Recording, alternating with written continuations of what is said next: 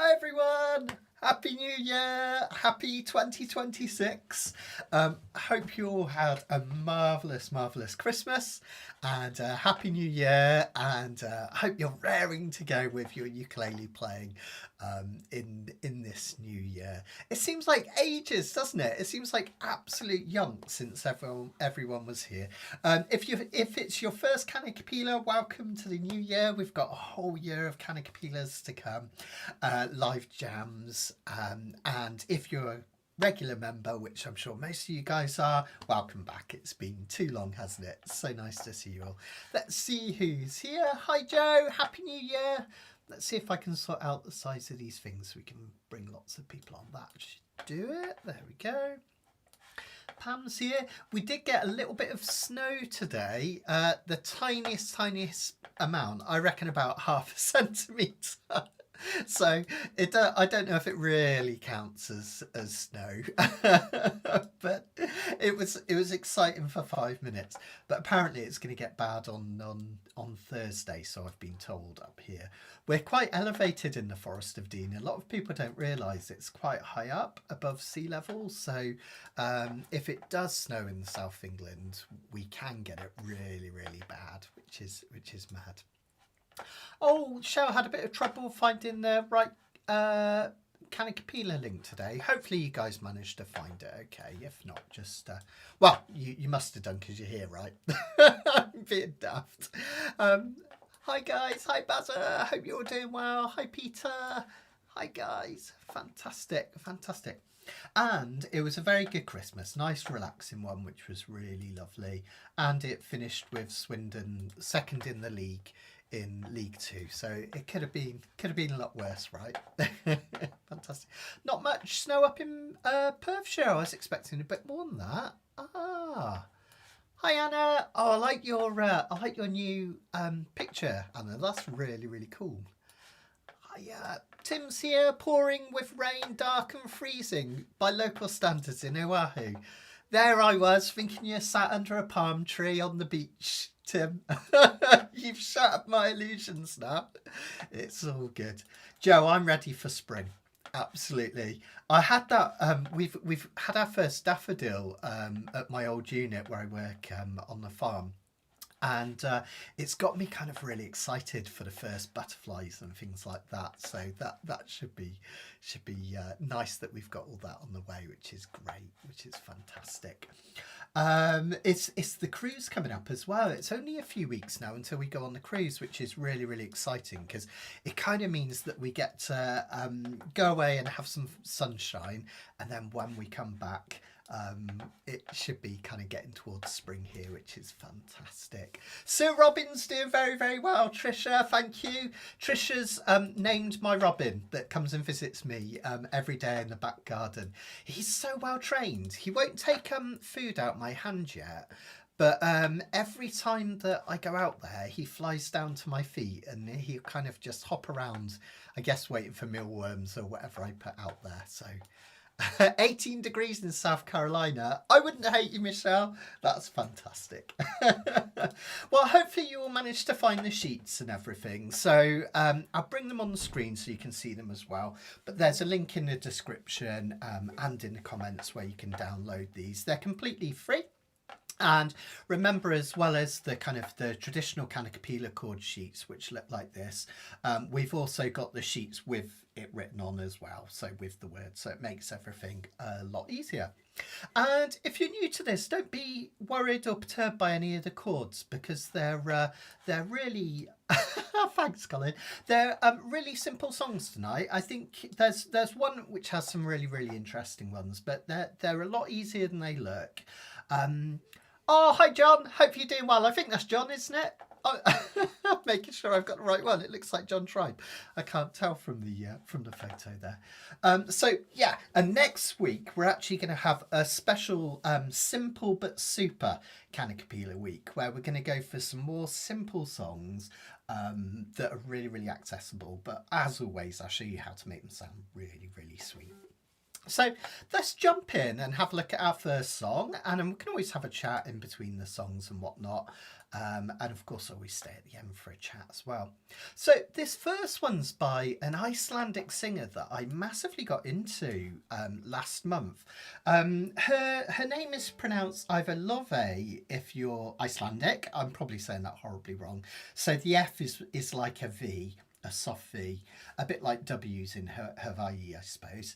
And or if you kind of like the westernized way of doing it, it's Laufey, which she kind of on her TikTok she talks about as well. I thought it was you, John. Looking handsome as ever. So she's a brilliant singer from Iceland, and my daughter really got into it. It's one of her favourite singers. I started listening to her records, and they're so good. It's like a perfect blend of like really kind of traditional jazz, almost like Ella Fitzgerald style, you know, that kind of nice 30s, 40s swing jazz. And then she has this, like a little modern pop sensibility as well. So really, really beautiful stuff. Absolutely fantastic. And in fact, we're going to do a whole Wednesday. Our Wednesday lesson coming up is going to be all about learning this song in a lot more detail. Obviously, we're going to cover it tonight, but on Wednesday, I'll talk in a lot more detail about why these chords are chosen. I'm going to talk about something called voice leading. And if that sounds all a bit, you know, oh my goodness, a bit too much, don't worry, I'll explain it really, really gently. We're going to go into a lot of detail and learn how to do some classic jazz stuff as well. It's going to be really exciting. So remember, with Kanikapila, the reason we have these numbers is it means that you can play these songs in any key, and you can understand how songs work in terms of structure. So once you start to get to know these numbers, we call them Nashville numbers, you can play all sorts of songs and you can start to work them out by ear. So just as a bit of a recap, what we do is we number the chords in a key 1 through to 7. So in the key of C, C would be 1, D would be 2, E 3, just go through the alphabet, right? F would be 4, G would be 5, A would be 6 and B 7. And in any key, certain chords have certain types. So the 1, the 4 and the 5 chord in the key of C, that's C, F and G, they're major chords. The 2, the 3 and the 6 chords are minor chords. And then the 7th chord is something called a diminished or a half diminished. That's not going to come up. Oh, it does come up actually right at the end of the song, but we're not going to do too much on those today. I'll talk more about them on Wednesday. So you start to recognise these common chord progressions that are happening.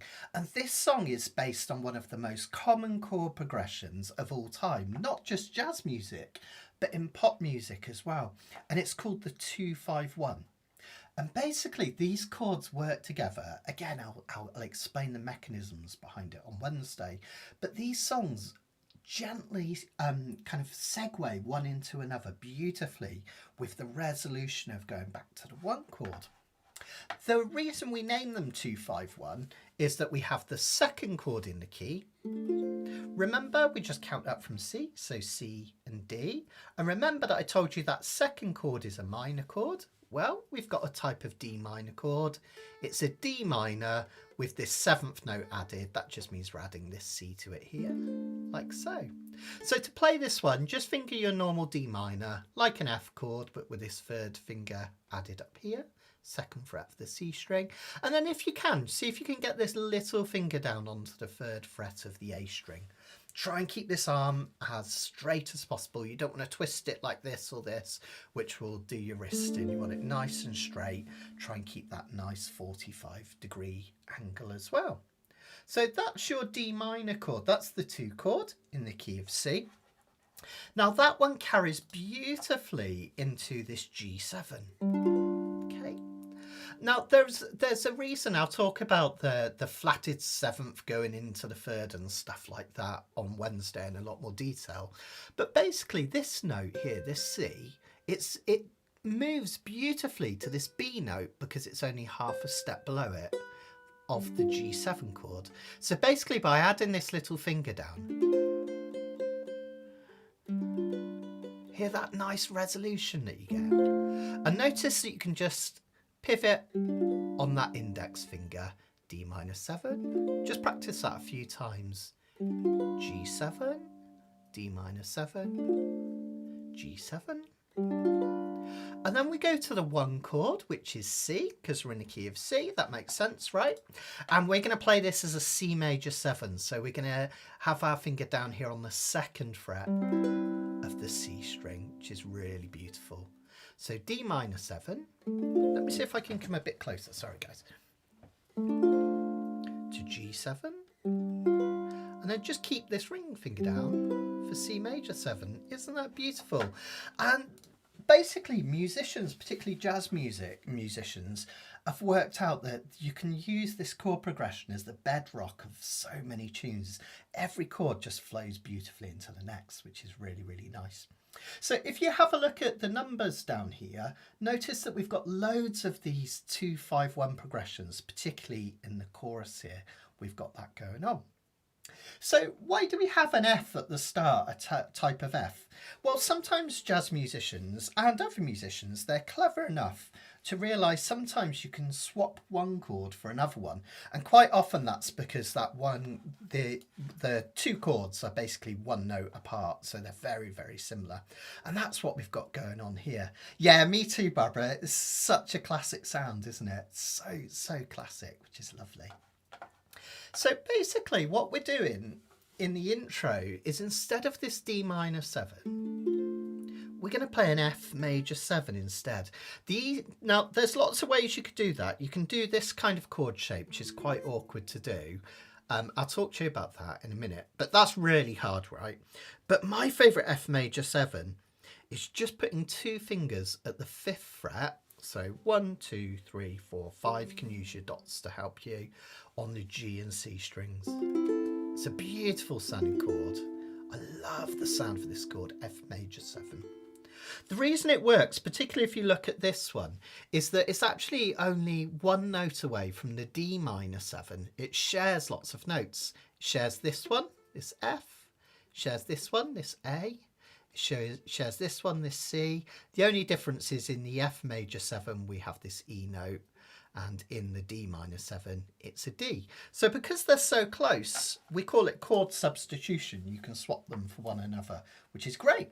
But otherwise it's basically the same thing happening. We've got the 4 chord this time, F major 7, going right back here to G7, and then a C major 7 to finish off. Okay, so really, really simple chords, but really beautiful. I know that D minor 7 is a bit tricky, but you'll get it. And we're basically going to keep each of those held down for a measure or 4 beats. So in simple terms, that means F major 7 for 4, 1, 2, 3, 4, G7 for 4, a whole measure, 1, 2, 3, 4, and then C major 7 for 4, 1, 2, 3, 4, and another 4. If you get a blank box on the Kanikapila sheets, it just means you repeat what happened in the box before. So that's F major 7, G7, C major 7. Try it a few times. F major 7, G7, C major 7.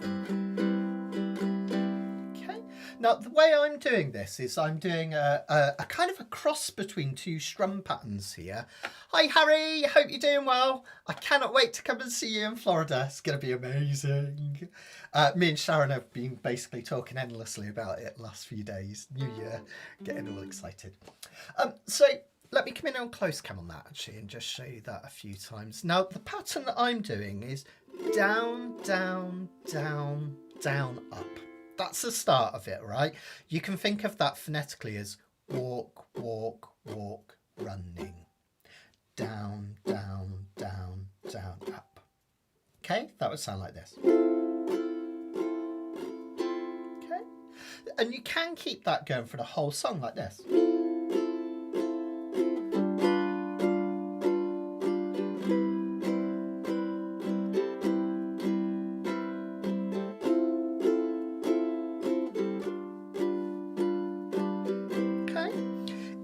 Or if you like, what you can do is thicken it up by adding the calypso strum. You know, that's down, down, up, down, up. Walk, running, and running. Walk, running, and running. And if you put them together, it sounds like this.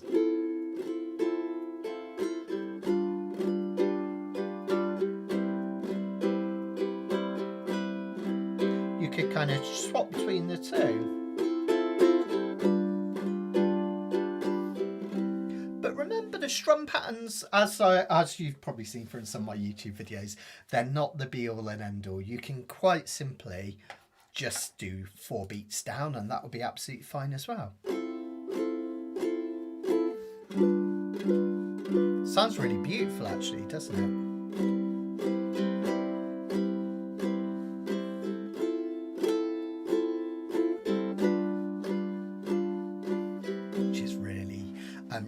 Really sweet. Karen's just asking if you could play it with a bossa nova beat.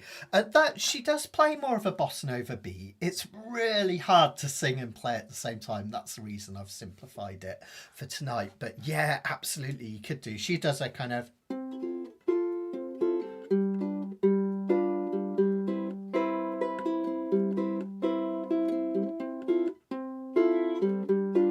But I would just simplify it, keep it to something a bit more gentle today. But yeah, it does suit that kind of bossa nova feel, which is really nice. A couple of people have asked me what uke I'm playing. So yeah, I should introduce my ukes. You're right, Tim, actually. So yeah, this one is a really special one to me. It was made by Aaron Kime. He's a brilliant player and teacher of old time and clawhammer music, but he also builds ukuleles. He has a brand called Beansprout. He used to build for Maya Moe. And funnily enough, he's just completed his 1000th instrument.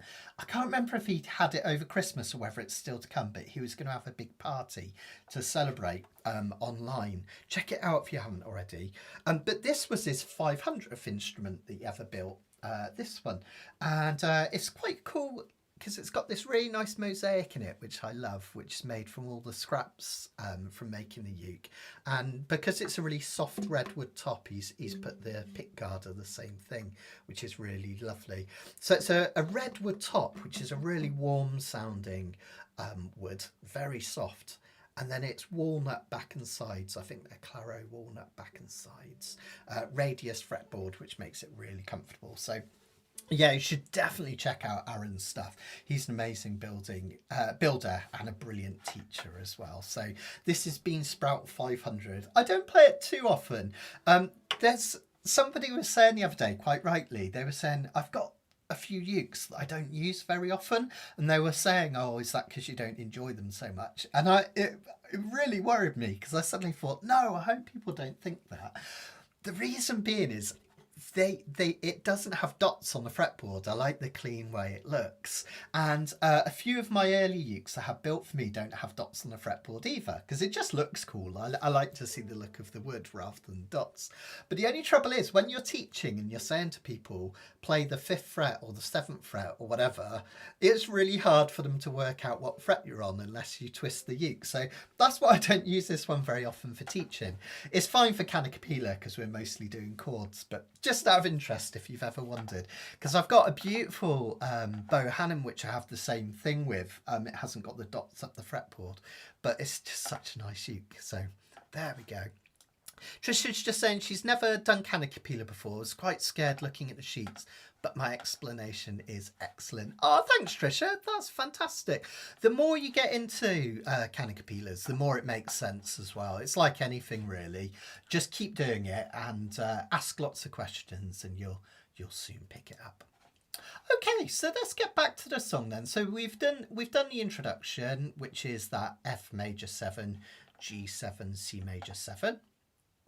And notice the verse starts exactly the same way. So we've got that F major 7. See, I'm having to tip now to show you my 5th fret.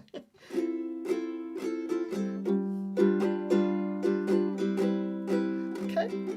Then we're back to that classic 2-5-1 progression I showed you, which is D minor 7, G7, C major 7.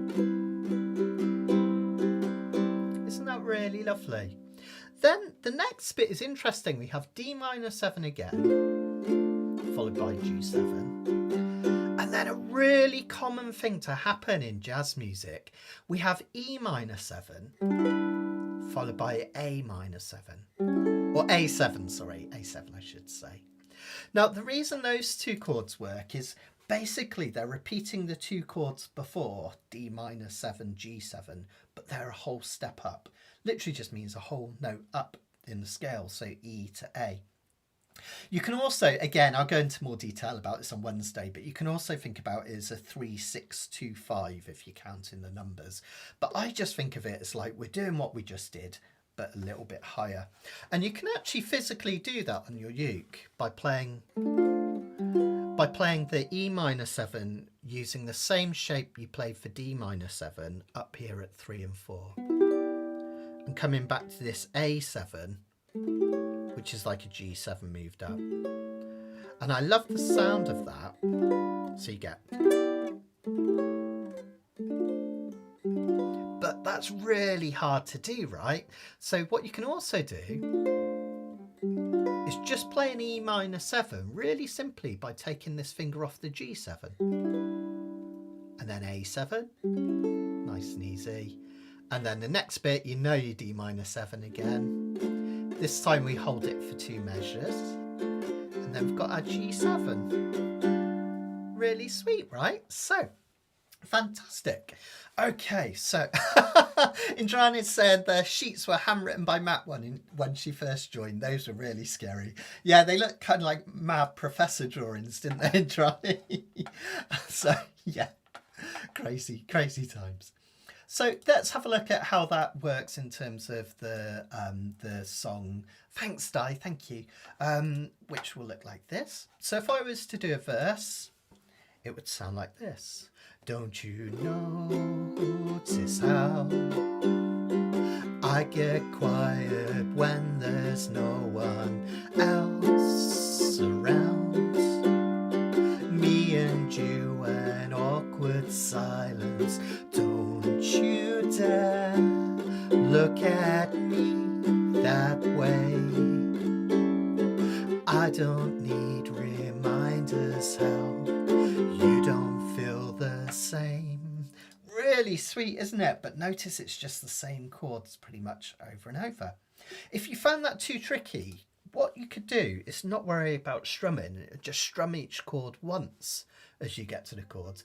Don't you notice how I get quiet when there's no one else around? Notice it gives you time to kind of get your fingers in place. Me and you and awkward silence. Don't you dare look at me that way. I don't need reminders of how you don't feel the same. It's great, isn't it? Fantastic. Oh, you've totally, Indrani, you would love it. I think this is right up your street. Definitely have a look at it. Sounds a bit like Viva La Vida. I never thought of that, Peter. I see what you mean though. Yeah, nice. Now, the verses you play twice through, there's 2 of them, so we just repeat that again. And you can either just have these sheets and count along using the boxes, or if you prefer and you want to sing along or you just want to follow the song, you can use the chords on this sheet. Notice we got the chord diagrams down the bottom there as well.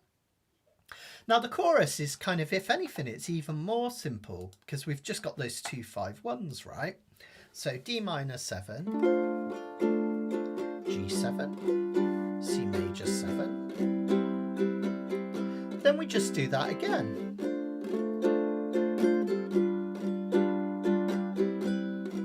And notice that the bottom 2 lines of the chorus are almost the same as the verse.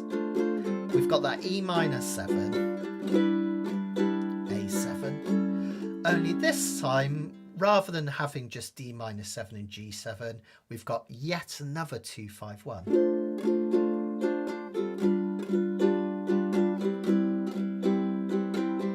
Okay, really cool. So 2 5 1 2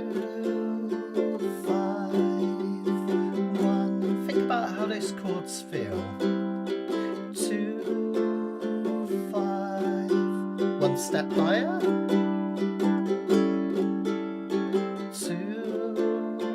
5, and 1. That's basically it in terms of the song. Now there is a really cool outro which has some quite tricky chords in, but I'll talk you through it. It's not as bad as it looks. And bear in mind at this point we're really slowing down in the song as well. So it starts, if you have a look down the bottom here, the same as all the others, with D minor 7 to G7. Now this time, instead of doing E minor 7, we're going to do an E diminished 7, which funnily enough looks almost exactly the same. It's just you move these 2 fingers back one. It creates a little bit more tension going to the A7. Then we've got D minor 7 again. And then we've got this diminished 7th chord, which really ratchets up the tension and sounds really jazzy. And then a C6 to finish. Let me go through that again. D minor 7, pivot to the G7. For the E diminished, just move these 2 fingers back. A7, just take this one off. Another D minor 7. Now for this diminished chord, it's quite tricky because you've got 4 fingers on. It's one of those chords that I used to find really intimidating. But just try and think of it as some shapes. So we take a G major shape, you know, a bog standard G chord, looks like this. Imagine you're doing that shape but on the top 3 strings. See how I've just moved it up and over? Whenever I'm doing a diminished chord, this is what I often do. And then your little finger just comes in on that 2nd fret as well down here. So rather than like, oh my God, I've got to get like 4 fingers down all at the same time, that's really hard.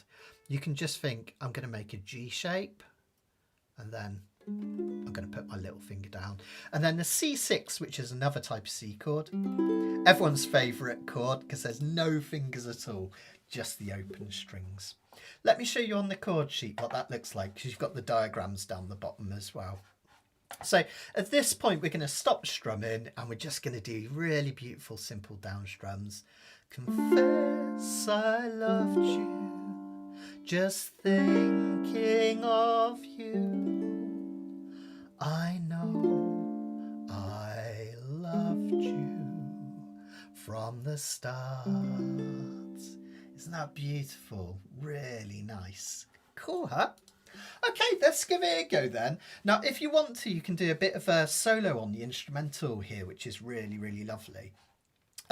For this one, we're going to use the C major pentatonic scale. You don't have to solo along, but if you want to.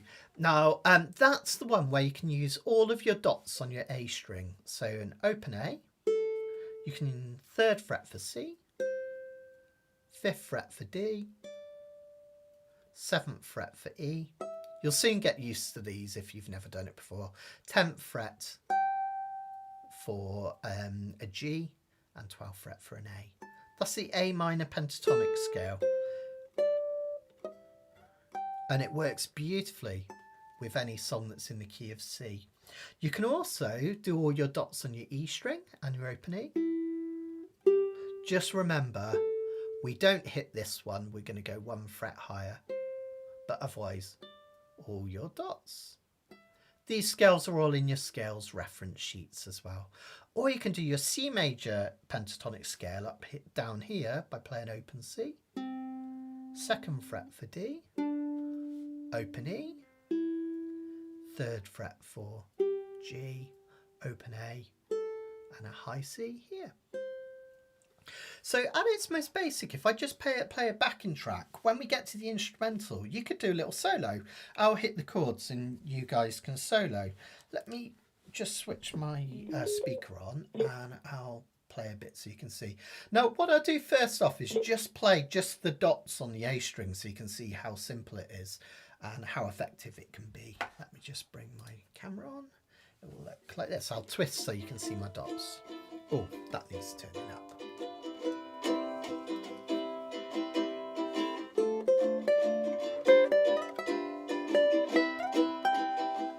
That's just the dots on the A string. If I do the E string,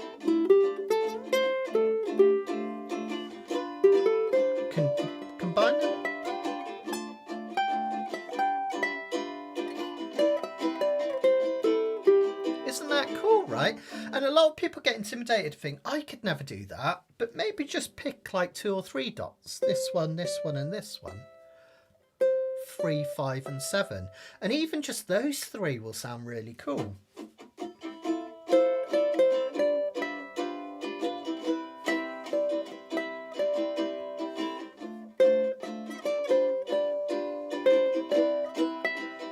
So there's quite a lot you can do just by playing a few notes, which is really nice.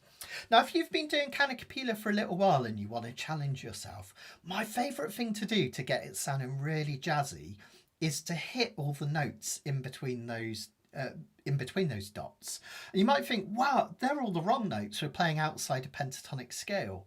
But wrong notes work as long as you resolve them to a right note. I'll show you what I mean. So instead of that 3, 5, 7, C, D, E, try playing every fret.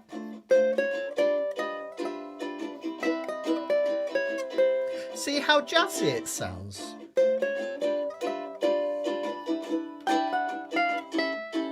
So sometimes hitting the right notes in jazz music can sound really, really sweet.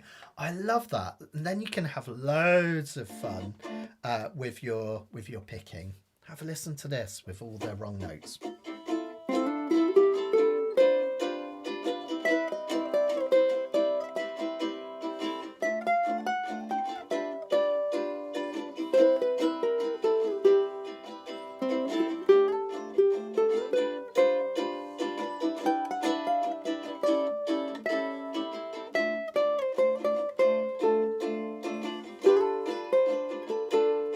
So on and so forth.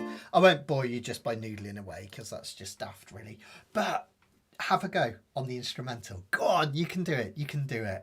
And those wrong notes really, really work. As Trisha says, glad to hear those wrong notes work. Exactly right. And that's what some people say of jazz. It's just playing the wrong notes as well as the right ones. But it sounds fab, right? Okay, let's give it a go. Our first song. Just give it your best shot. Remember, if you get stuck, you can just play the chords. Don't worry about the strum pattern and all that stuff. But let's give it a go. Okay. All right. Karen says wrong notes through a forte. So here we go from the top. 1, 2, 3, 4.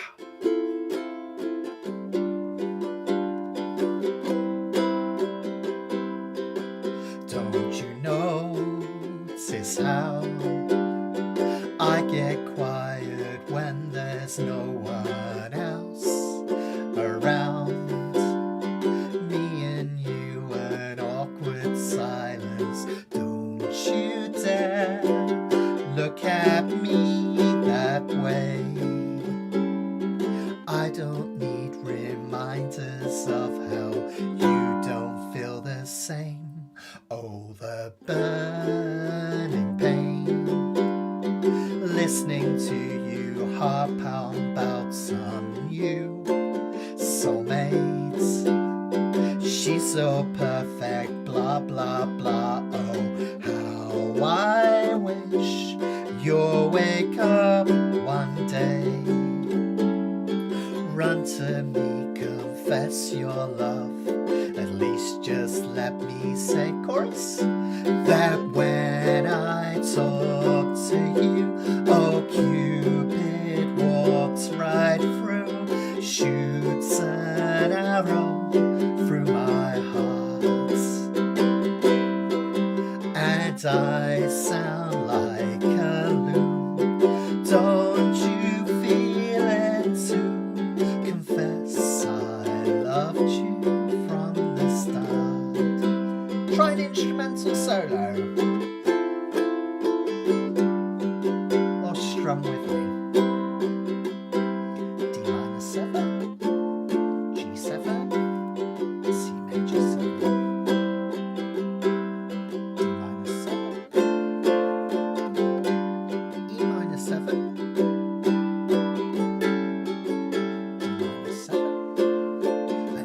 on another verse here, second half of the page.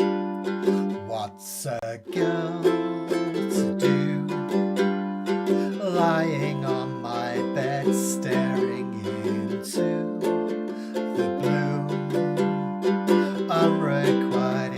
terrifying. Love is driving me a bit insane. Have to get this off my chest. I'm telling you today that when I talk to you, oh Cupid walks right through, shoots an arrow through my heart, and I sound like a loon. Don't you feel it too? Confess I loved you from the start. Confess I loved you, just thinking of you. I know I loved you from the start. Shake out the C6. Well done. How great is that song? I just think it's absolutely fantastic. I know I say that about every song. That's only because I generally pick the ones I like, right? But yeah, amazing song. Oh, and Peter's saying she's currently doing a European tour. Oh my gosh, I hope there's some tickets left. Has she already done the UK? I'd love to do that. Anna was just saying she could do with that as an MP3 backing track. I'll see if I can put mine up on Facebook, Anna, so you guys can try it. What I do for my backing tracks, I'm just wondering if I can show you with my camera. Let me see. I rather than just put my iPad in, excuse me, going to go on a journey. Whoa, you can see what I see now. This is my computer. It's my setup with eCam and everything. And then my little, there's my picture up there and some of my fun goodies. But this is, I just use voice memos. So that's just my iPad. And I literally just record myself playing the chords as a voice memo. Let me bring you back so you don't feel seasick. And then I just play over the top. So if you ever want to try that at home, if you've got an iPhone or an iPad or a tablet of any kind, just go to the voice recorder and record it over the top. But another thing you can do is if you just put in 251 in the key of C into YouTube, you'll find loads of backing tracks on there as well, which is really, really good. Another thing I really like to do is use something called Band in a Box, and that's a really amazing application where you can basically type in chord progressions and you can get a whole virtual band playing behind you, which is amazing. So yeah, definitely look that up as well. Peter, she's playing the O2 in March. Are there still tickets? Peter, let me know if you know. I'll look later on, but man, I would love to go. I'd love to go to that. Hey, you could come along as well, Peter. It's not far from you if you fancy it. Let me know if there's still tickets if you know. If not, I'll look up later anyway. But yeah, we should totally go to that. Okay, right. So that's Laufey. Really, really cool. Really cool song. And if you enjoyed that, remember this Wednesday we're going to do a proper deep dive into it. So I've talked to you about 251 progressions and stuff, but we're really going to dig into them. So we'll look at what those numbers are in terms of like the flatted seventh for the chord going to the third of the next chord, things like that. Might sound a bit loopy, but I'll explain it all in loads of detail, and I'll show you some cool bossa nova patterns as well. So join me on Wednesday for that one. If you can't make it, don't sweat. The replay is available on my website as well, so you can always find it there as well. So yeah. Come and join me if you can. So let's have a look at our second song. Now this is we have a theme each week on Kanikapila, and the theme this time was a little bit obvious. I went for New Year, so new start, right? So songs about new and things like that from the start. So the next one, I decided to do a song that we did yonks ago, a couple of years ago, New Morning by Bob Dylan. This one's off his album New Morning, which is released in 1970. Do check out the fabulous facts in the back of your sheets if you haven't already. It's some really good information there. And in fact, Karen actually, on the Fascinating Facts, Karen and Barbara do the Fascinating Facts, and what they do is they often have links to things which is really useful. And one of the links that I think Karen put in for this one is a link to a tiny desktop concert she did. You know, the famous tiny desk concerts that they do on one of the radio stations in America. She did a beautiful short set. There's loads of those tiny desks concerts to check out, but hers is fantastic. So you can follow link and actually watch that concert, which is great. But yeah, this one's from 1970, off his album New Morning. That album had the brilliant song If Not For You, If Not For You, which then George Harrison went on to cover on his album.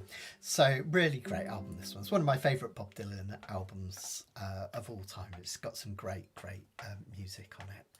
Yeah, me too. Yay.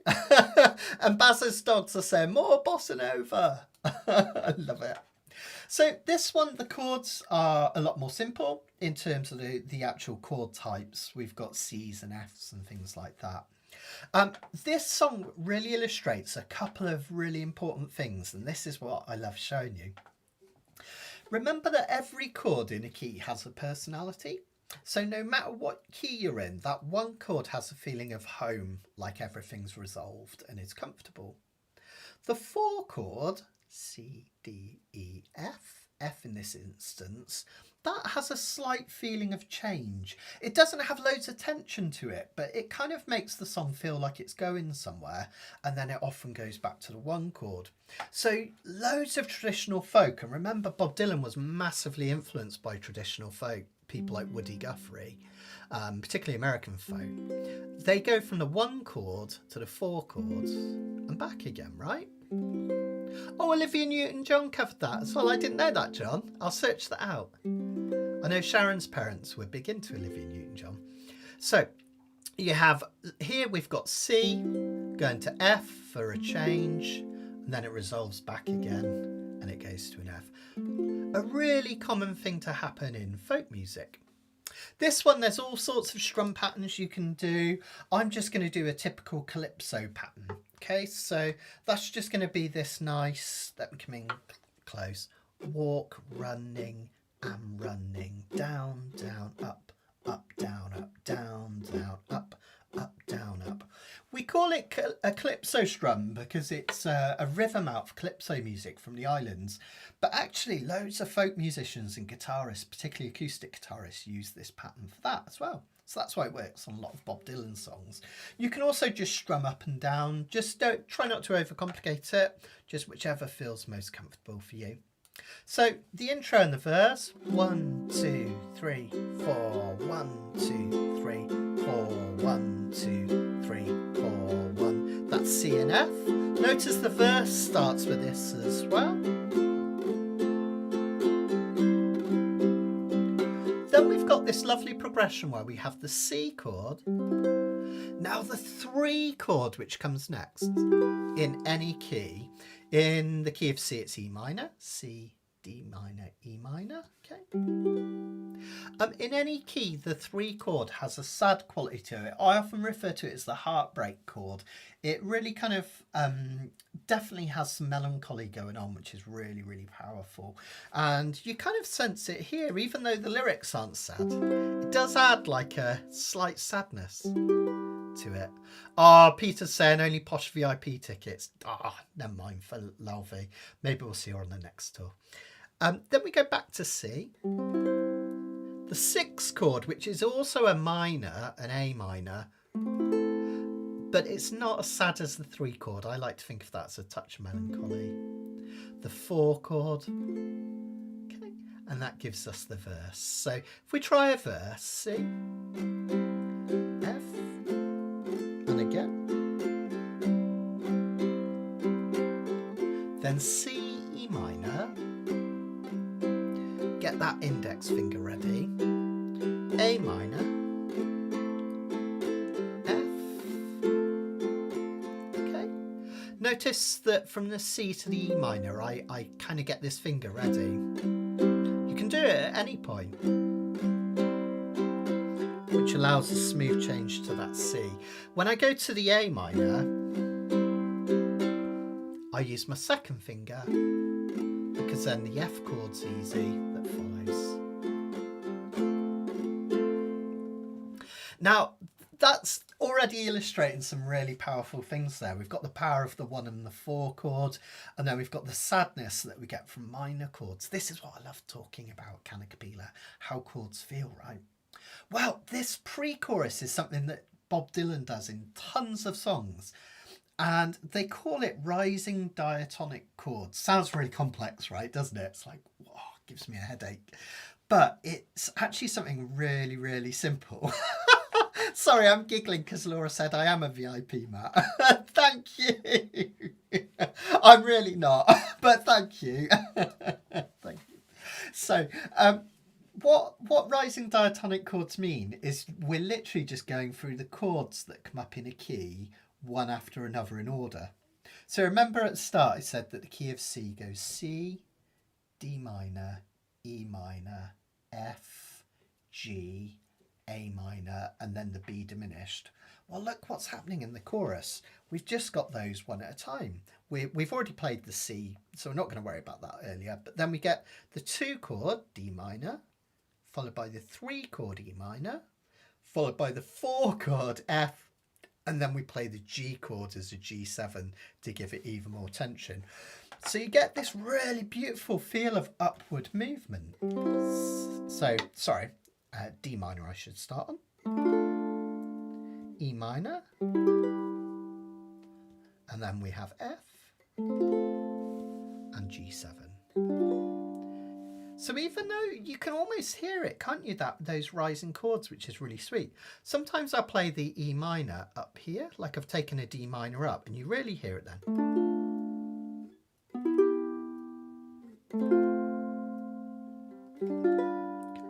But you can just play a normal E minor as well. Either's absolutely fine.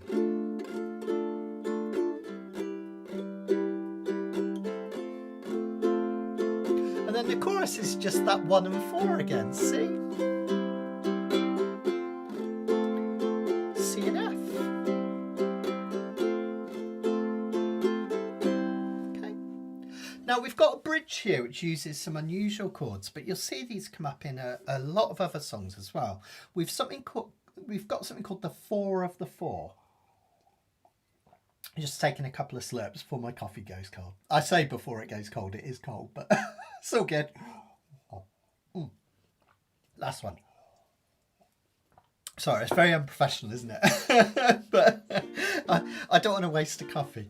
Okay, right, so let's have a look. So the bridge, we've got a B flat. Now in terms of just playing the B flat, thinking about doing this in sections, get this first finger as close to the metal fret as possible on the first fret like this. Hi Andre! So you might find it easier rather than keeping it dead straight like this, which forces your wrist to bend. You might find if you just hold it at an angle like this. Then we go up and over to our second finger up here. Try not to flatten it so it deadens these strings. Try and keep it nice and high. And then finally the ring finger up here. The reason I like doing it like this is it's kind of, a lot of people struggle with the barred version, which is absolutely fine to do as well. But also by having those fingers angled, it allows me to reach over to the strings. If I do this, it's really hard to like keep them upright. So nice kind of reach up and over. Well done, Trisha. Great to see you, Andre, by the way. Nice to see you. Happy New Year. Happy New Year. You'll have to let us know what that is in German. Okay, so we call that the 4 of the 4. Now, if you're not into music theory, don't sweat this. You know how to play it. But the 4 of the 4 comes up really commonly. Basically, our ears love to hear certain intervals. That just means the distance between two notes. There's been the science has actually proven this over the years. It's really interesting. There's some musicality behind it. But the first interval that humans really love to hear is a third. That would be like C to D, 1, 2, 3. Okay, and then the next most common interval that we love to hear is a fourth, which is like C to F, C, D, E, F. So when we move up a fourth, our ears just really love the sound of it. And that's the reason why we can play this B flat chord, even though it's not in the key of C, because it's 4 above an F chord, F, G, A, B flat. So in the key of F, F, G, A, B flat is 4 above it, basically. So that's why we call it the 4 of the 4, because F is the 4 chord in the key of C, and B flat is 4 above that. It can also be written as the flatted 7th. Again, if the theory goes, if you're not interested in that, don't worry. Main thing is you know how to play it, okay? Then that one goes to an A minor, that melancholy chord that we talked about earlier. We do it again. And this time it goes to a G7. And that's important to note that when we get to an end of a section, it often... the end of a section is often the 5 chord, C, D, E, F, G, a G7. And the reason is that creates tension. The 5 chord is all about creating tension, which makes you want to go back to the start, back to the 1 chord again. So that's what we've got going on there. So each of those is for 2 measures. So that bridge will sound like this. 1, 2, 3, 4, 1, 2, 3, 4, A minor. Whoops, sorry guys, bent my string then. G7. And notice that makes you want to go back to C and F again. Okay, really sweet, right? Now, if you want to take a little bit of a solo on this one, we haven't got many interludes. We've got a little one here where we play C and F. We've got a slightly longer one here, but it's exactly the same scales that we used in the last song. Again, remember these are on your scale reference sheets. Ah, we're getting a German. I'm not going to attempt to do it because I'll probably murder it if I do it. But so the A minor pentatonic was A, C at the 3rd fret, D at the 5th. Basically all your dots on your A string. And remember, we can do the same on the E string, but avoid the 7th fret. For that one, we go up to A. And we can also do this C major pentatonic down here by playing C, 2nd fret D, open E, G, open A, and C. So exactly the same scale because we're in the same key as the last song. And you can do the same thing. I think I did a backing track for this one earlier. Yeah, I did. So you can have a little noodle like so.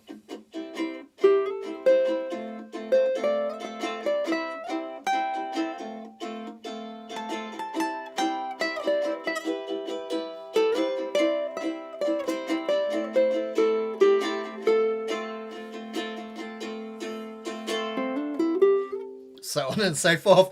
I told you, it's not very long, is it? So it doesn't give you much of a chance to do a solo, but it's nice to have a little noodle if you fancy it.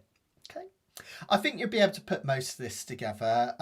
It's basically, it goes in the same order. Verse, pre-chorus, chorus, verse, pre-chorus, chorus. Then you've got that bridge for a bit of a change. And then verse, pre-chorus, chorus.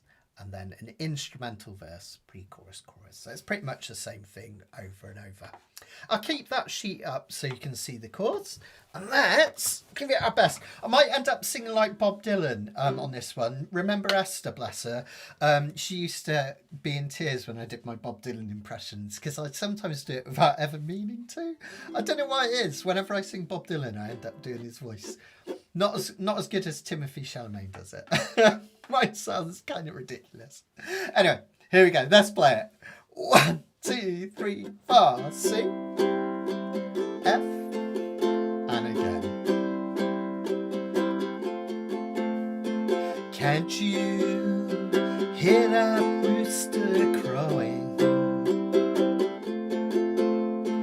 Rabbit running down across the road underneath the bridge where the water flowed through. Pre-chorus, feel those rising chords. So happy just to see you smile underneath the sky of blue on this new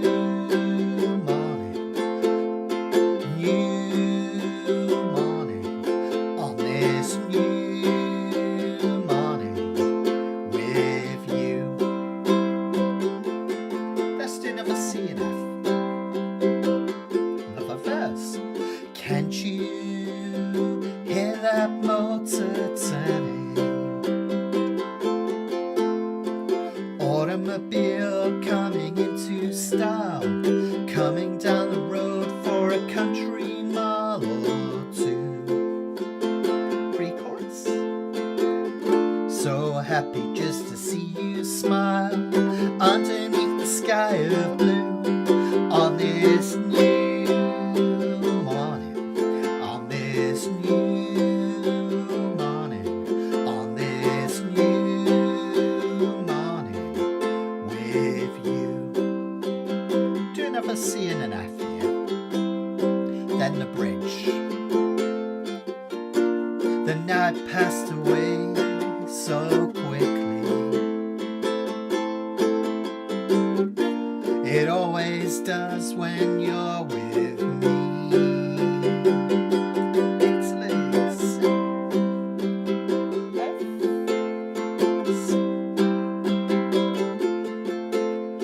Can't you hear that sun is shining? Groundhog running by the country stream.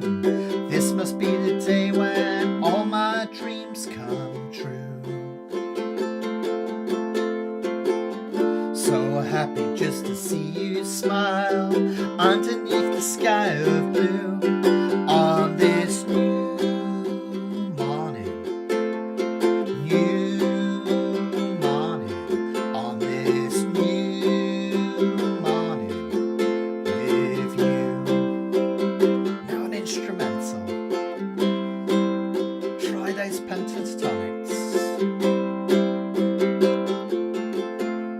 C minor, C, A minor. And then our last pre-chorus, here it comes. So happy to see you smile underneath the sky of blue on this new morning, on this new morning with you. Let's play C and F to finish. We'll slow down. And a C. Because we need that resolution, right? For the one chord, here it comes. Yeah, lovely, fantastic. Great, simple song that, but aren't those diatonic chords lovely? That you can almost feel it rising as you play them. And Dylan did a lot of this. It's part of the reason I love to do Dylan songs in Kanikapila, because he structured his songs in a really simple but clever way. So like a Rolling Stone, you have the complete opposite thing where you come down the chords diatonically. So it basically goes from G to F to E minor to D minor to C. Isn't that cool? So it's a really common thing, and it sounds really effective. Lisa, wow, Travis picked that. That's amazing. That's really, really cool. Love it, love it. Fantastic. That's great fun. Interesting chord progression. Love it. Thanks, Trisha. Thank you. Welcome drinks only 39 days away. Wow. That's mad. Oh my goodness. Oh my goodness. And Harry, I'm only just getting over Christmas. I put on a few pounds over Christmas, so goodness knows what I'll look like when I come off the cruise. The amount of food I ate last time. I think it's because it was my first cruise. It's like free food. And oh my gosh, yeah, I must have eaten my own body weight every single day. But it's all good. Exciting stuff. Ah, like a Rolling Stone. Yeah. So you kind of recognise that, Karen. That. It's cool, isn't it? So yeah, but Dylan's great like that. Okay, so we'll have a look at this next song in just a minute. This one's I always like to put some esoteric choices in for Kanikapila just to keep it interesting, because otherwise you can get bored of doing the same old songs, right? So this one's a bit of an unusual one. Just before I go into that though, just a reminder that it's this Wednesday for our next live lesson. I've told you loads anyway. I've been going on and on about this one, haven't I? So come and join me when I really explain the magic of 251 in a lot of detail. And after it, not only will you be able to play Laufey's from the start like we did today, but you'll be able to do it with bossa nova patterns and you'll understand all the mechanics. But you'll be able to play hundreds of jazz songs because they all use these similar progressions. So that's all great. That's the most important thing, sitting Ronnie. I like that. It'd be bad if my scarf didn't fit, wouldn't it? Yeah. What else was I going to say? Oh yeah, if anyone's interested, I'm teaching at Sore Fingers this year. I'm really excited about this. I've always loved the idea of Sore Fingers, and in fact it was one of the biggest inspirations for me doing my ukulele retreats, which a lot of you have seen or have been on. And I was really chuffed that John asked me to teach at Sore Fingers this year.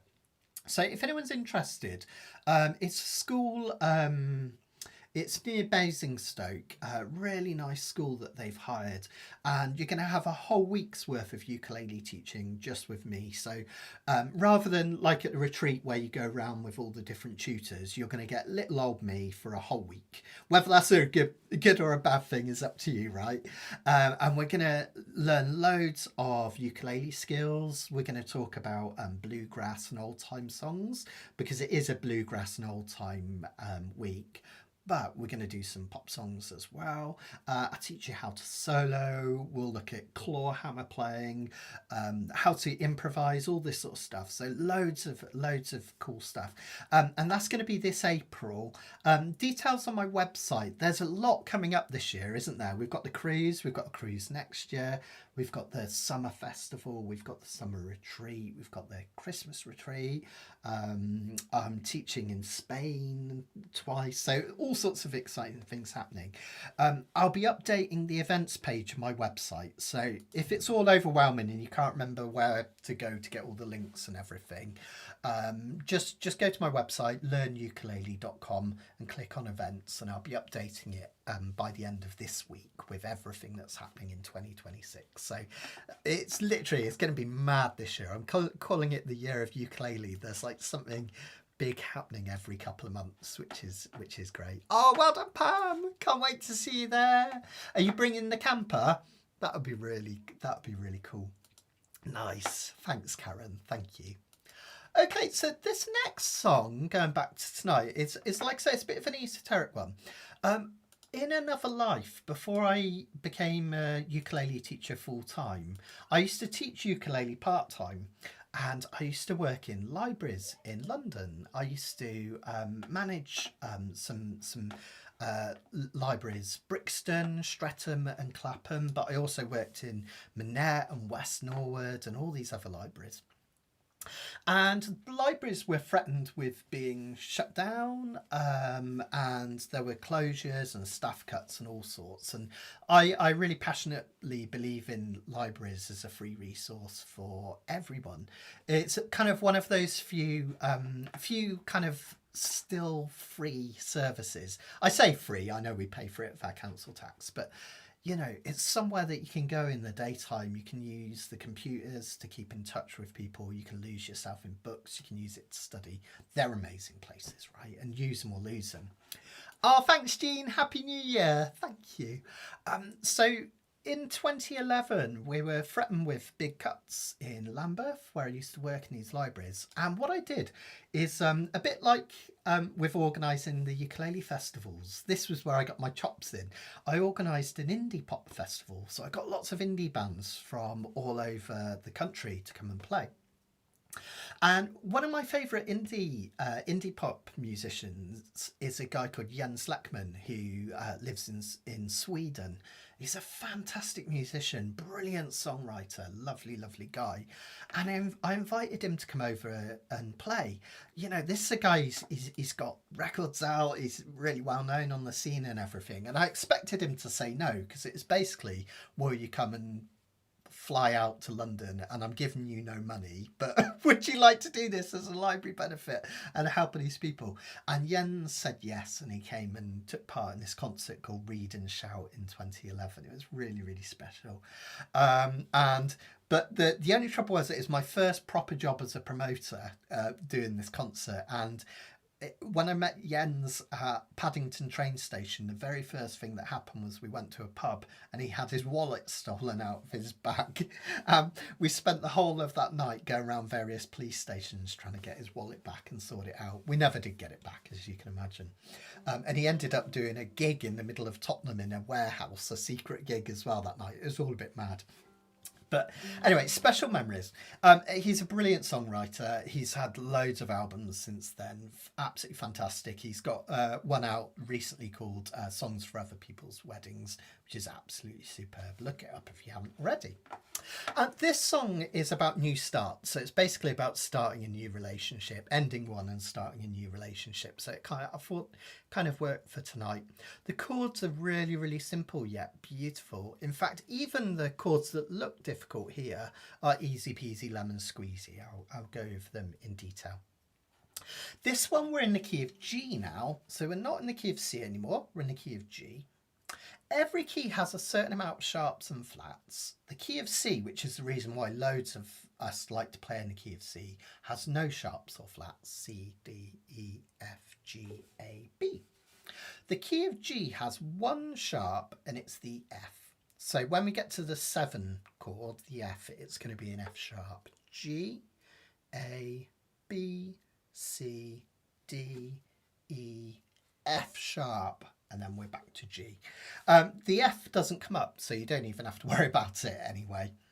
Remember that the 1, the 4 and the 5 chords are the most important chords. And they're all major chords. So in this case, that would be G, A, B, C and D.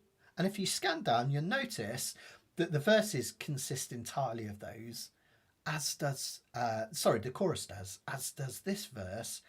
And the bridge even features them, but it has a couple of other chords. And then we have a couple more. We've got more chords because we've got the chords in between G and C, which is A and B. And remember, we play those as minor chords. The 2 and the 3 in any key is a minor chord. And you can see that here on the bridge. In fact, the bridge is really simple. It's kind of a bit like the Dylan song, only instead of going all the way through the chords, we just go 3 to 2, 3 to 2, 3 to 2, and then we've got the rising diatonic chords at the end. Remember, fancy pants names, it just means we go through all of the chords, or some of the chords, one at a time. A to B to C to D. So the same trick that Bob Dylan did. Absolutely brilliant. And you'll feel the kind of the rising tension there, which is really, really nice. Let me just check what notes I had for this one and the strum pattern. Yeah, we're going to keep it simple with the strum on this one.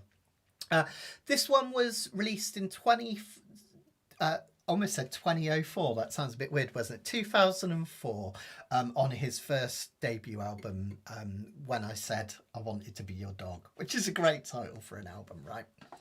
Right, so let's have a look at the chords. G major, easy peasy lemon squeezy, you all know that one, right? Then the chorus part goes from C to G, C to G. That's 4 to 1 twice. So it's kind of like what happened in the Bob Dylan song, but in reverse. Notice that when I change between C and G, I keep this finger where it is, because that allows me to pivot. Okay, doesn't matter that it's there because this one's cancelling out for C. Okay, then I go to D, which is the 5 chord. Okay. Oh, Trisha was just asking where's the A to B to C to D.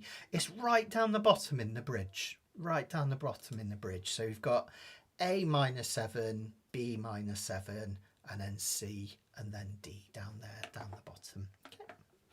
So back to those verses, C to G twice, and then we get the 5 chord, all that tension,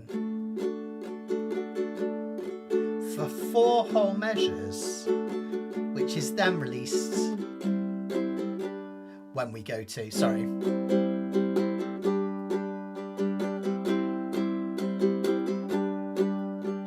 C to G, then we get it again. Okay.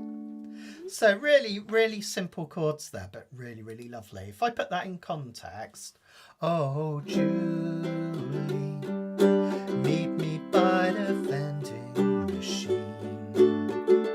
Oh, Julie, gonna buy you a wedding ring. Okay. Notice they're quite quick changes. C, G, C, G, D.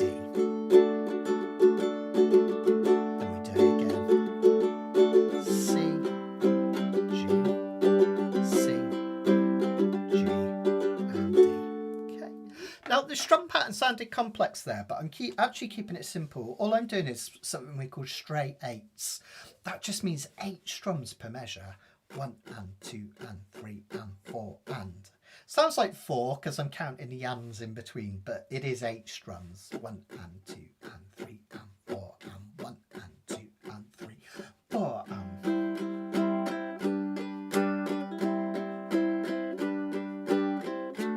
Okay, straight eights we call that.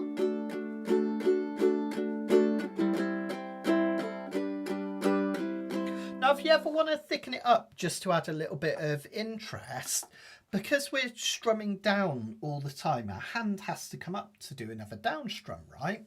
So at any point you can thicken it up. So it would normally sound like this. Down, down, down, down, down, down, down, down, down, down, down. Same thing over and over, right? But if I just touch some ups at any point, notice how it thickens it up. And you can do that at any point. Down, down, down, down, down, up, down, up, down, up, down, up, down, down, down, down, down, up, down, up, down, up, down, up. You can really mix it up. And so much of these strum patterns, they sound more sophisticated than they are. They're basically straight eights and just a few extra up strums if you want to. You can just do down strums, will be absolutely fine. So that would sound something like this.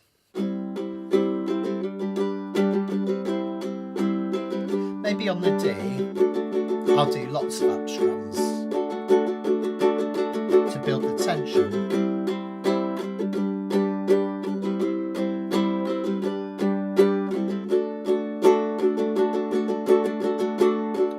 Okay, but you can keep it simple. You don't have to add all those up strums in, just do the down strums, you'll be fine. Then on the verses, basically it's almost like the opposite of what happens in the chorus. This is a bit more kind of traditional, if you like. We've got the 1 and the 4 chords, just like with the Bob Dylan. Notice how important that is in verses in music. So 1 chord, go into the 4 chord, and then back again. G, G, C, G. And then the second line of the verse, we've got exactly the same thing, but this time we have the 5 chord rather than the 4 chord. Okay.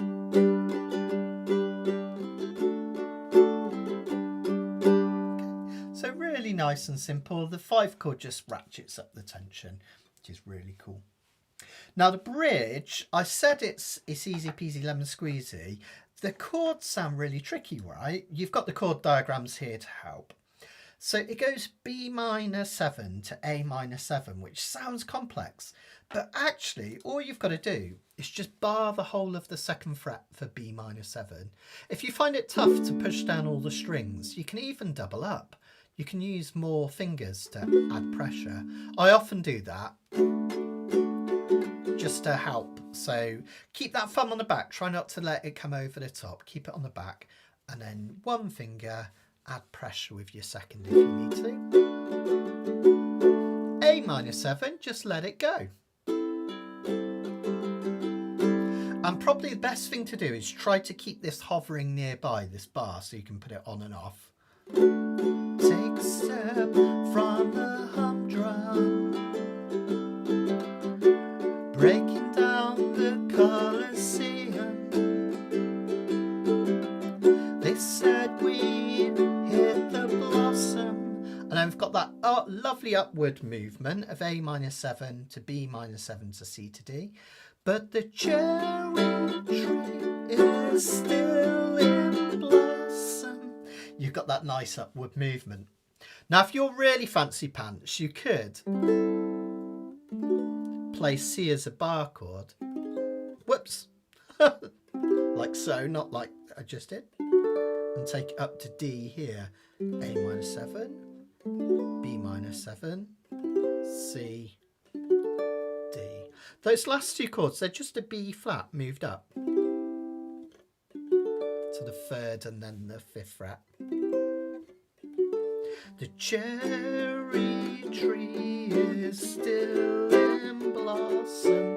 You kind of feel the upward movement there, but if you find that difficult, just do a normal C and D. Cherry tree is still in blossom. You still get that sense of upward movement. Okay. Trisha says she's using all 4 fingers for B minor 7. That's absolutely fine. Yeah, you can do that. Can absolutely fine, not a problem at all. That's I've seen other musicians do this as well, if you can squeeze them all in. I kind of operate by the rule, Trisha. If it sounds good and it feels good, it is good. So as long as it works, you're all good. Let's give it a go then. This one's in the key of G, but I don't think we've got any instrumentals on this one, so I won't waste time showing you the scales that you can use. If you wanted to just noodle over the top of any of this, and you've already got your scale reference sheets, it would be the G major pentatonic or the E minor would work on this one. Let's give it a go then, guys. Just roll in a G to get us started, and let's have a bit of fun. This one, like all the songs tonight, a bit of a low key for me to sing in, but I kept it in this key because it's the easiest one to play on ukulele. Okay, so G. Here we go. Oh, Julie, meet me by the vending machine. Oh, Julie, gonna buy you a diamond ring. Thus, eating French fries by the dock of the bay. Lots of ketchup and mayonnaise. You said this town's too big for our hearts. You can't tell where it ends or it starts. Oh, Julie, future could be so bright. Oh, Julie, the ticket inspector's out of sight. What will you do when you graduate? If you stay, you will suffocate. All your friends are moving to London, while the cherry trees are still in blossom. Oh, Julie,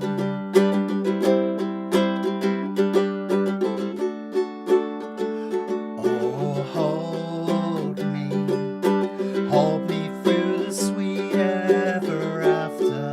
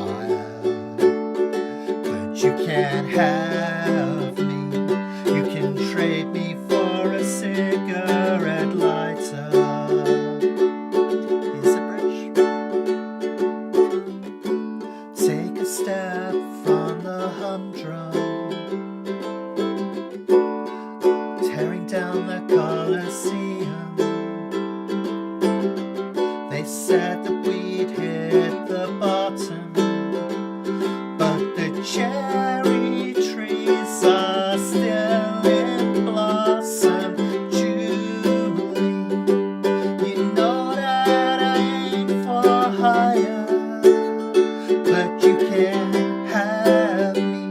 You can trade me for your cigarette lighter. Oh, Julie.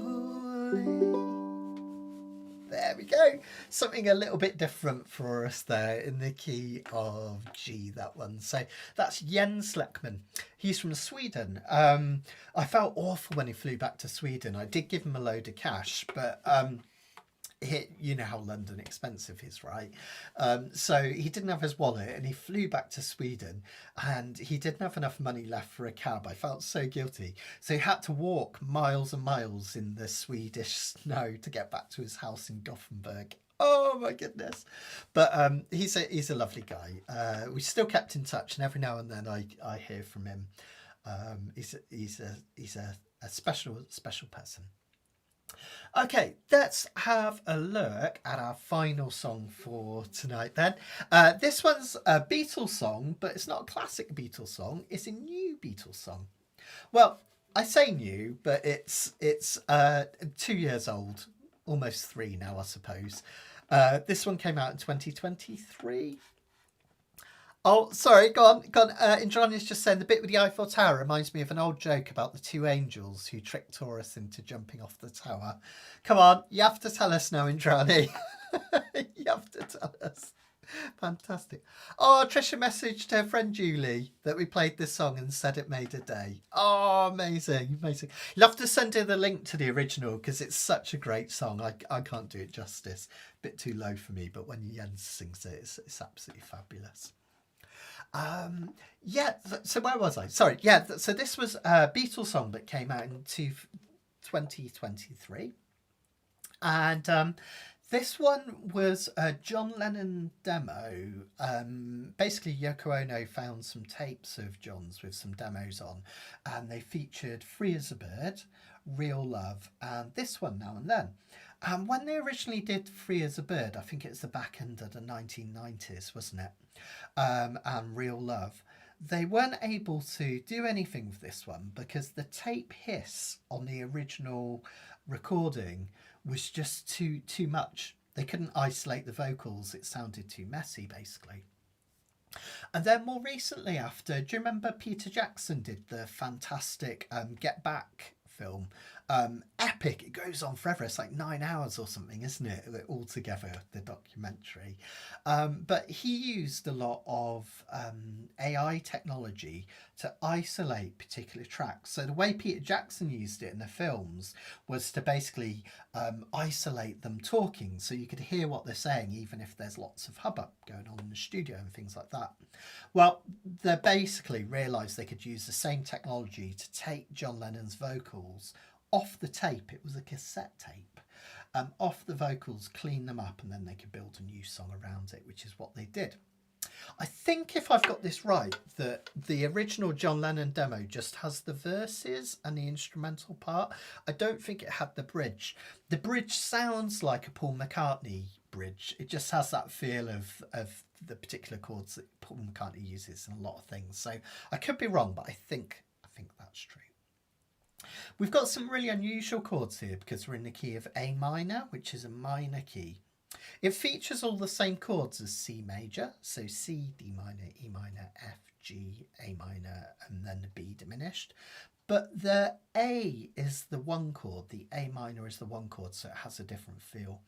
And John Lennon uses a G6 chord, which is really unusual for this key. It sounds really, really exotic. Thankfully for us, it sounds great and it's easy to play on the ukulele. I'll show you. Remember, we've got all of the chord shapes on the lyric sheets if you're never sure. So let's just look at the lyric sheets so you can see the chords. So we start with our 1 chord, which is A minor. That's our home. That's what everything's going to want to resolve to, basically. Then we go to a G6 chord, which is almost like acting like the 5 chord in the key of C, adding some tension. But it's actually the 7th chord in the key of A minor. Okay. Now it's not too hard to play because it's just like a G major. There is an actual G major later in the song and I forgot to put the chord box in. Karen reminded me and then I forgot to do it. So basically, what we can do is take a G chord, take this finger away, and that gives you a G6. So we go from A minor to this beautiful exotic sounding G6 chord. It's called a G6 because it features the sixth note in a key of G, which is E. This one here. It's the one that we had to take our finger off. Okay. G, C, D, E, G, A, B, C, D, E. So that's why it's called a G6. Don't swear the theory too much, but just in case you wanted to know. So we go between the A minor and G6 like this. I know it's true. It's all because of you. Strum pattern, I'm going to do a similar thing to the last one. I'm going to do straight eights, which is just down, down, down, down, down, down, down, down. Only I like to add an up strum at the end of each measure. It's easy and it sounds. Basically, just think of it as walk, walk, walk, running, walk, walk, walk, running, down, down, down, down, up, down, down, down, down, up. Okay, so.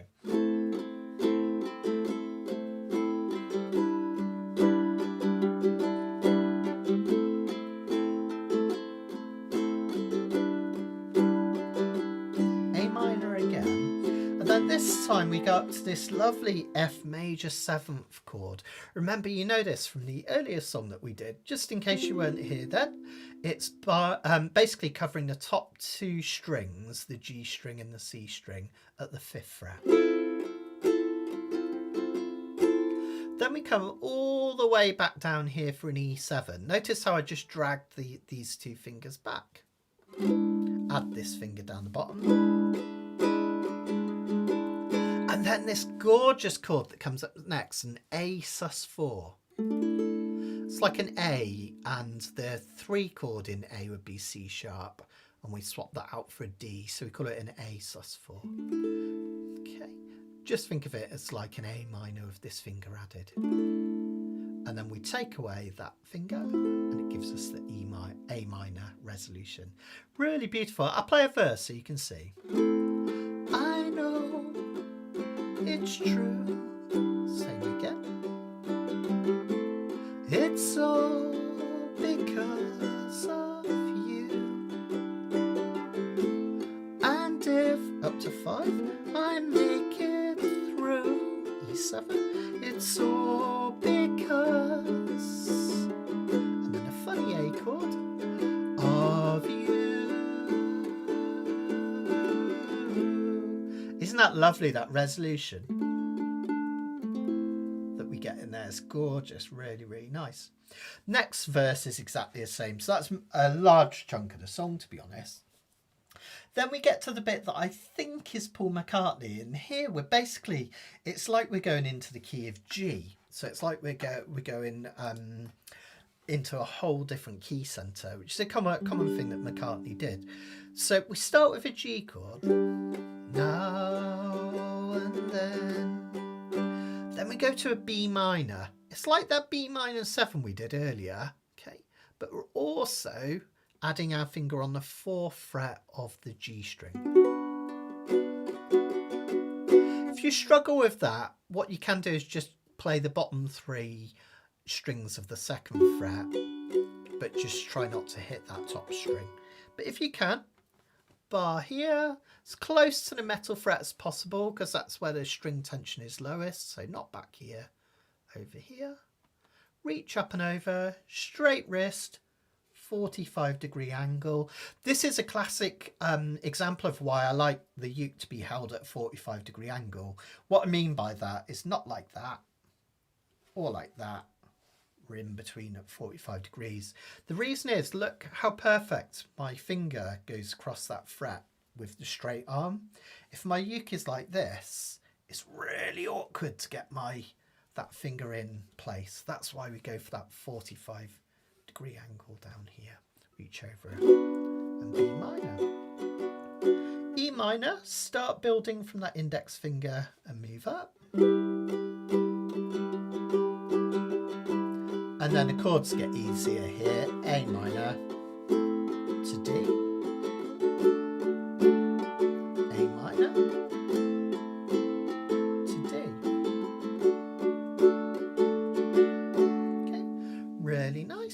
really fantastic. So that's the bridges, relatively straightforward. Then we've got this instrumental. This is really interesting because it kind of feels like we're in the key of C. And actually, if you think about those chords, D minor, C, E minor, A minor, D minor and G, just like that Laufey song at the start, it kind of has that feel of being in the key of C. Well, again, don't sweat the theory too much unless you're interested, but the A minor key, A minor, has all the same notes and all the same chords as the key of C. So we're actually in the key of A minor, but the chords that come up are the same ones that come up in the key of C, which is really nice, right? You already know it.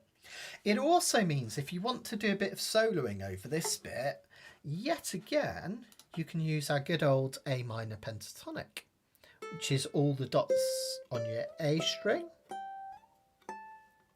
And you can do all the dots on your E string. Just avoid the 7th fret. We go to 8 instead. And you can do that C to D on the C string. E to G on the E string, that's off 3. A to C on the A string, that's off 3 again. Okay. Now, when the Beatles play this, when it goes this bit here, they do a classic. It's actually Paul McCartney doing a George Harrison-esque solo. And George Harrison was one of those musicians where less was more. He often didn't do a load of notes quickly in his solos. He often did some kind of slow stuff. So he just plays this nice slide solo. It just goes up.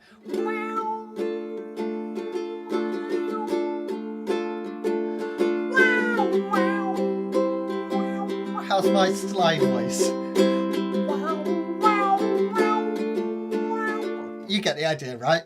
But the reason I wanted to mention that is that you could emulate that by keeping your solo simple. So if I do my backing track, I think, I did. I'll get that playing. Notice that I can do a solo with hardly any notes and it sounds kind of George Harrison-y. Let's have a look.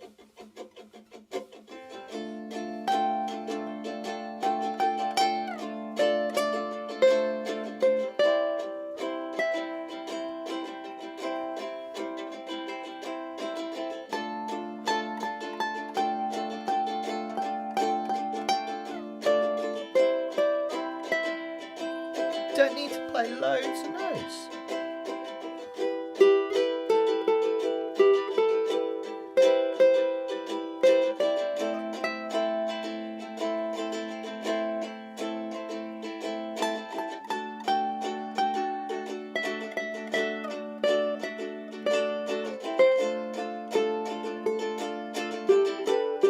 So if you want to solo, have a go at soloing on this one, just pick a few notes from that C major or the A minor pentatonic scale, and you don't have to make it really complex. It sounds really, really fantastic. Some of my favourite guitarists of all times, when they came to solos, it wasn't really noodly and all over the place. It was just really sparse, and I love that. Right, let's have a go then. Before I will at the end of this song just finish and have a chat for a minute and just check if there's any questions or anything from tonight. But I just want to say a massive thank you for all of your support, guys. It meant a lot, especially over the Christmas period when I wasn't doing anything.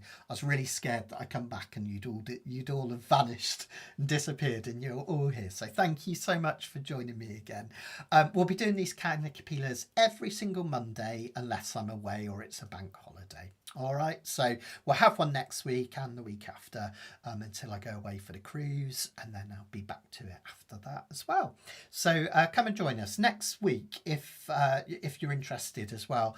We're doing simple songs, so really easy, gentle chords, easier than this week, in fact, but we're doing them in such a way that it will sound fantastic. So I really hope you'll enjoy that. I've got some lovely songs by Jack Johnson and a few others as well, which work really well on the ukulele. So massive thank you for joining me tonight. Let's play our last song, guys. Take care, everyone. Then we'll I'll do a little Q&A at the end. Here we go. 1, 2, 3, 4.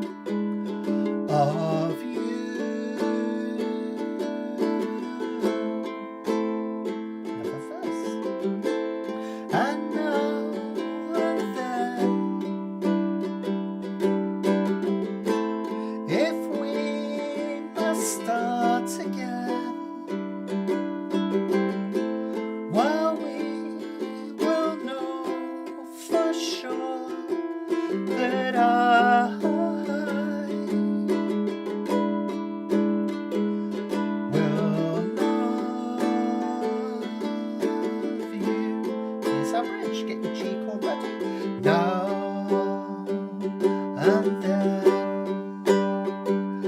I miss you. E minor. Now and then I want you to be there for me, always to return to me. I know it's true, it's all because of you. And if you go away, I know you'll never stay. Have a bridge. Now and then I miss you. Oh, now and then I want you to be there for me. Instrumental, D minor. Go on, try those pentatonics.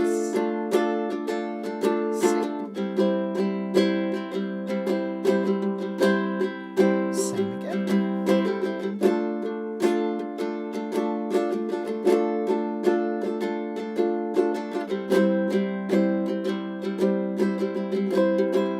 E minor.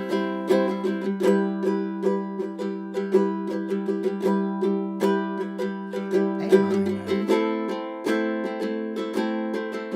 Now D major, D chord. Turn it round to D minor and G. Good. One last final verse, guys. I know it's true, it's all because of you. And if we make it through, it's all because of you.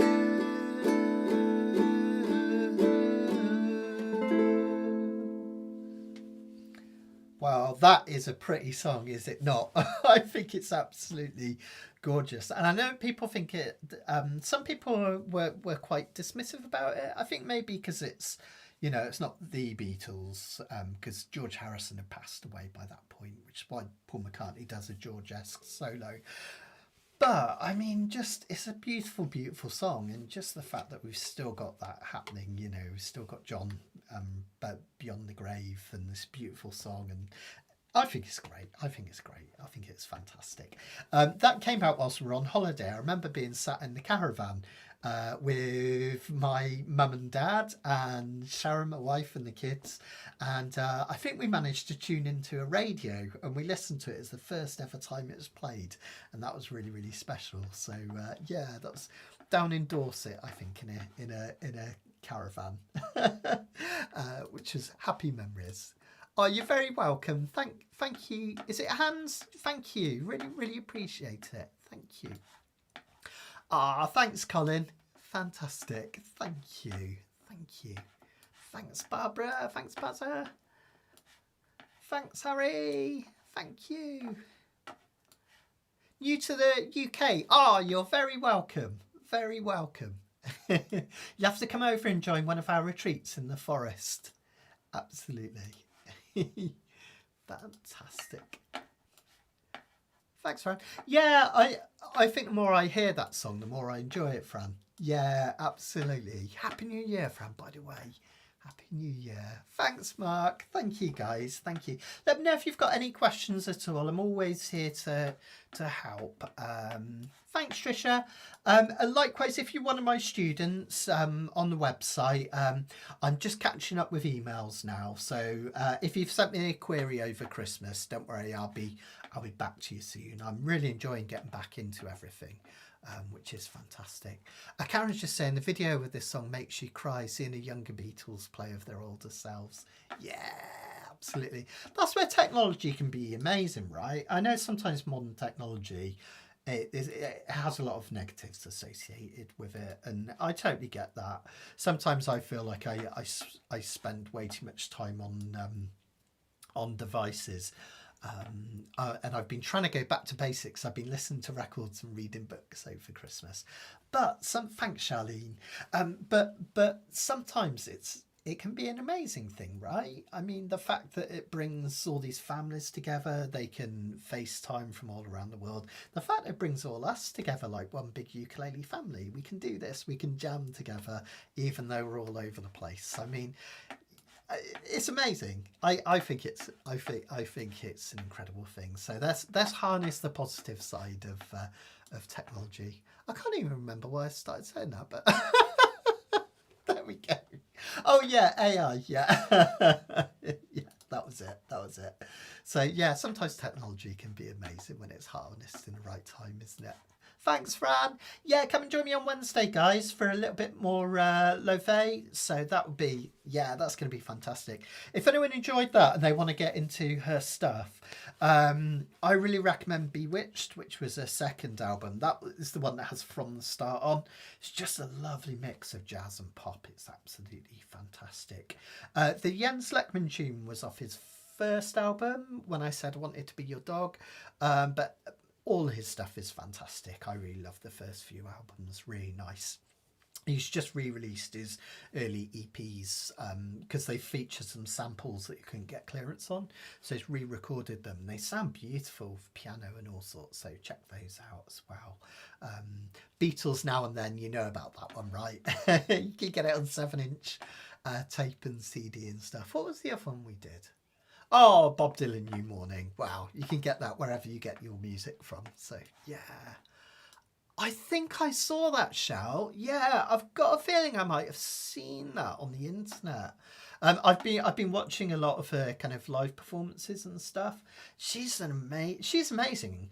Her twin sister, you'll read in the fascinating facts in the back. Thank you guys as well for all your help with fascinating facts again this week, Karen and Bazza and Indrani for checking as well. Yeah, and the fascinating facts, there's a really interesting thing that she has a twin sister who is a really accomplished concert violinist, which is quite amazing. So but Laufey herself's an amazing musician. She does this beautiful version of From the Start on one of the live programs, and she does that kind of samba calypso rhythm, really difficult to do, and sings in perfect timing, perfect crispness. It totally blew me away, actually. So yeah, have a look at some of her live performances. They're amazing. We can't afford to all go to the O2 together because apparently it's sold out on normal tickets, but maybe we'll all go and see her on the next door. We could have a ready steady outing, couldn't we? That would be fantastic. Talking of that, I'm going to hopefully have a few meetups over the next couple of years as well. So I'll let you know when that's going to be happening. Hopefully we're going to get some stuff happening in North America and in Europe as well. So Jens Lekman's playing in Leeds in March. Oh, I didn't know that. Right. Okay. If we can't go and see Laufey, maybe we've got to go and see Jens Lekman. That'd be amazing.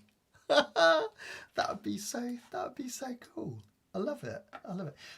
Keep in touch about that, Pam. I might actually see if I can get tickets for that. So that would be loads of fun. As long as this one we're back from the cruise, I think it will be. Anyway, I'm rambling. Thanks, Fran. So I'm gonna head off. But I'll be back on Wednesday for our live lesson, 3:30. Remember for that one, and you can watch it on the replay. So if you can't make it live, you can watch it on the replay. It'll be available for all time.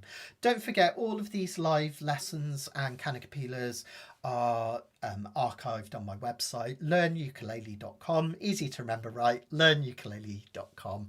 And I've got membership deals on there as well, where you can become a member and get all of the sheets at no extra cost. Hundreds of arrangements and hundreds of lessons as well. 10 courses and lots more coming. Whew.